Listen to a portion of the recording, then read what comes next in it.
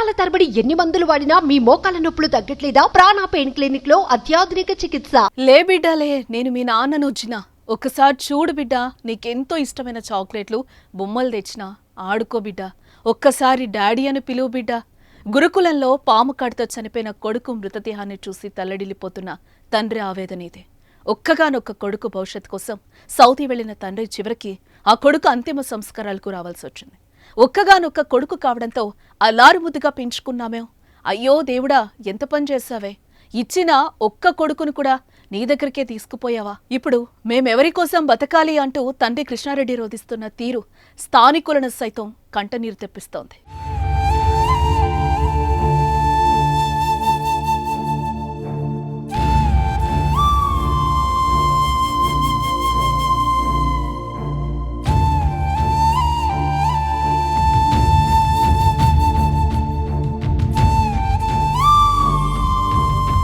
జగిత్యాల మెట్పల్లి మండలం పెద్దాపూర్ గురుకులంలో బొప్పాపూర్ గ్రామానికి చెందిన యలమాడల అనిరుద్ 6వ తరగతి చదువుకుంటున్నాడు.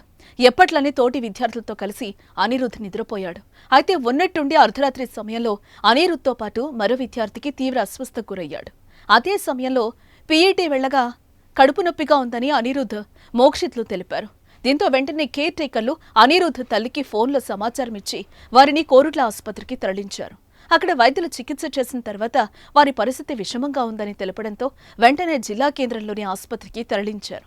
అప్పటికే విషయం తెలిసి వైద్యుడు కూడా కోరుట్ల ఎమ్మెల్యే సంజయ్ విద్యార్థుల పాము కాటుకు గురయ్యుండొచ్చని, అందుకు తగిన వైద్యం చేయించాలని ఆర్మూర్లో వైద్యులకు సూచించారు. అప్పటికే పరిస్థితి చేయి దాటిపోయింది.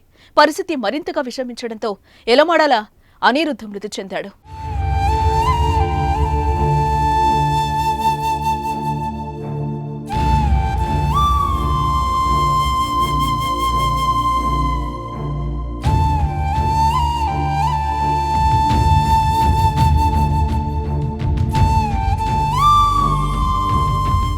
అయితే కొడుకు మరణవార్త విని సౌతి నుంచి సొంత గ్రామానికొచ్చిన తండ్రి పడే బాధ, ఆవేదన వర్ణనాతీతం.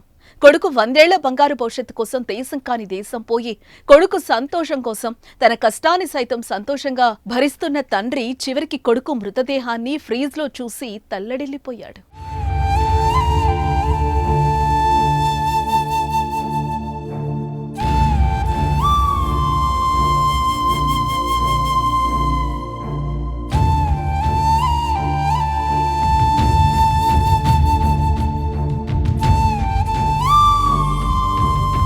ఒక్కగానొక్క కొడుకు అని బాగా చదివించాలని దేశం కాని దేశం పోయి కష్టపడుతుంటే నన్నెవిడిచి వెళ్ళిపోయావా అంటూ తండ్రి తల్లి గుండెలవిసేలా రోధిస్తున్న తీరు కలిచివేస్తోంది.